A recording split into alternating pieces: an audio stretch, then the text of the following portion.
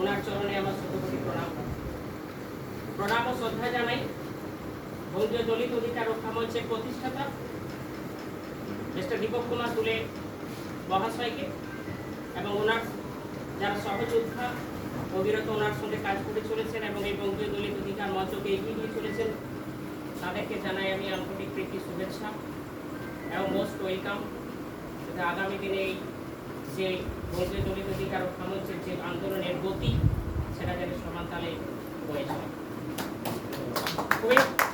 আমি খুব খুশি হলাম যে কি নামটা অজিত বাবু তিনি জীবনের বাস্তব অভিজ্ঞতাগুলো আমাদের সামনে তুলে ধরলেন।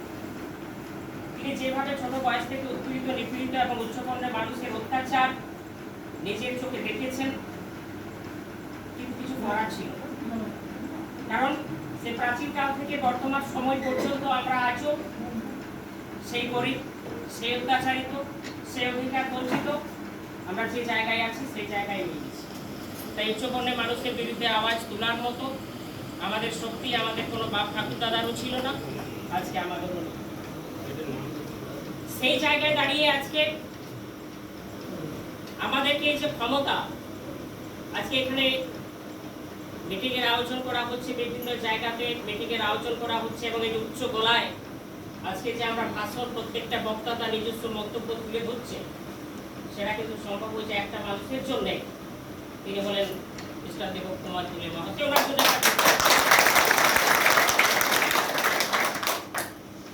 আমি একটা কথা বলি, এটা ইংরেজিতে প্রবাদ আছে যে education is the most powerful weapon you which can to change the world। যেটা অজিত বাবু বললেন শিক্ষার ব্যাপারটা। শিক্ষা হচ্ছে এমন একটা অস্ত্র যেটা যে কোনো দেশের যে কোনো সমস্যার সমাধান আনতে পারে। শিক্ষা এমন একটা জিনিস,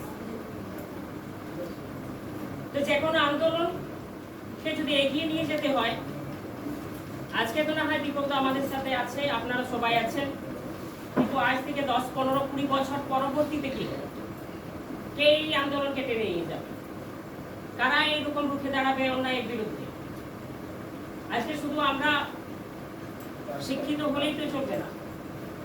এটা তো লড়াইটা দীপকবাবু আজের জন্য করেননি, লড়াইটা তো ভবিষ্যতের জন্য, দীর্ঘদিনের জন্য, যুগ যুগ ধরে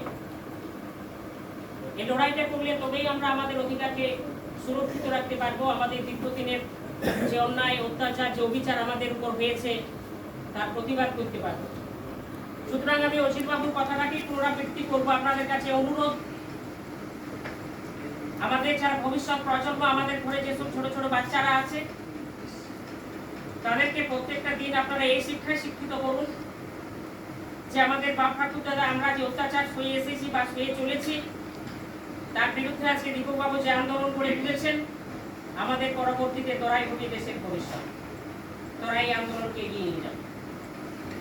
তাই আমার অনুরোধ বারবার যে প্রত্যেকটা ছেলে মেয়ে ছেলেকে আপনারা অবহেলায় রাখবেন না, নিজেদের চাহিদা মতো, নিজেদের যোগ্যতার মতো শিক্ষায় শিক্ষিত করুন। তার কারণ আজকে দেখতে পাচ্ছেন বর্তমান দিনের অবস্থা কি।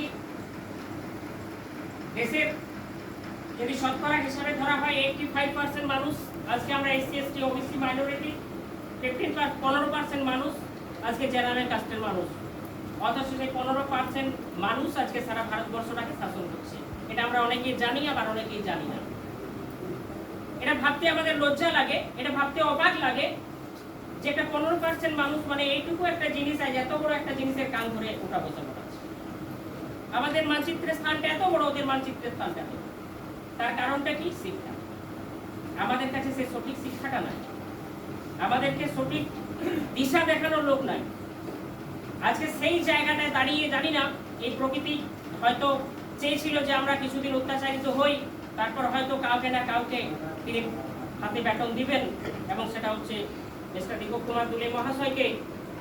একজন প্রফেশন মানুষ, একজন চাকরিজীবী মানুষ, সমস্ত সুখ স্বাচ্ছন্দ্যকে বিসর্জন দিয়ে আজকে এইরকম একটা তাপমাত্রা, এরকম একটা আবহাওয়ায় আজকে আমাদেরকে বাঁকুড়াতে ডেকেছে। কিসের জন্য? না আমাদের পরবর্তী যে পদক্ষেপ, আমাদের সংগঠনের যে পরবর্তী পদক্ষেপ, সেটা কি হতে পারে সেই স্ট্র্যাটেজিকে তুলে ধরার জন্য। ওনার লক্ষ্যটা নিজের পরিচয় করে না।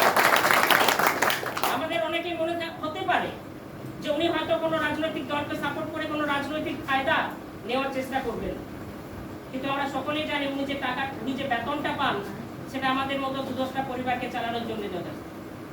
প্রতিবাবু যে বেতনটা পান আমাদের মতো 2-4টা গরিব মানুষের সংসার চালানোর জন্য যথেষ্ট, কোনো রাজনৈতিক নয়।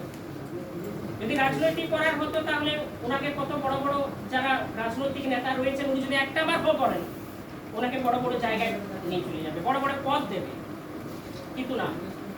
করোনা কোনো সময় উনি হয়তো ভেবেছেন যে আমি তো আমার সমাজ থেকে উঠে দাঁড়িয়ে গেছি, কিন্তু আমার সমাজের মানুষ যে জায়গায় আছে সেই জায়গায় রয়ে গেছে, সেই অত্যাচারিত, সেই বঞ্চিত, সেই অবহেলিত, ওদেরকে উদ্ধার করার দরকার। আর আজকে সেই ভাবনায় তাড়িত হয়েই আজকে এই বঙ্গীয় দলিত অধিকার রক্ষা মঞ্চ যিনি অনেকদিন আগেই প্রতিষ্ঠাতা করেছেন এবং সেই লড়াইকে এগিয়ে নিয়ে চলেছেন। ফার্স্ট টাইমে হয়তো 2-5 জন, তারপরে হয়তো 2-10 জন, আজ 100-200, আজ 1000, 2000, 5000। আজ বাঁকুড়া জেলার প্রত্যেকটা গ্রাম, প্রত্যেকটা অঞ্চল, প্রত্যেকটা ব্লক, এমনকি সমগ্র জেলায় আজকে অরাজনৈতিক সংগঠন হিসেবে বঙ্গীয় দলিত অধিকার রক্ষা মঞ্চ একটা উল্লেখযোগ্য নাম, এর জন্য একবার যোগদান। তো যাই হোক, আমার এই যে সেকেন্ড মানে এই ধরনের প্রোগ্রামে ফার্স্ট টাইম আমি এসেছি। আমাদের উত্তর বাংলায় দীপক বাবুর সাথে আমার একটা পরিচয় হয় একটা সমস্যা নিয়ে, তো সেখানে ওনার বক্তব্য আমি শুনি এবং আমার খুব ভালো লাগে। আমার ছোটবেলা থেকে একই রকমের প্রচেষ্টা ছিল যে সমাজের জন্য কিছু করা, যাতে মানুষ অন্তত মনে রাখতে পারে শুধু খাওয়া দাওয়া আর ঘুরে বেড়ানো আর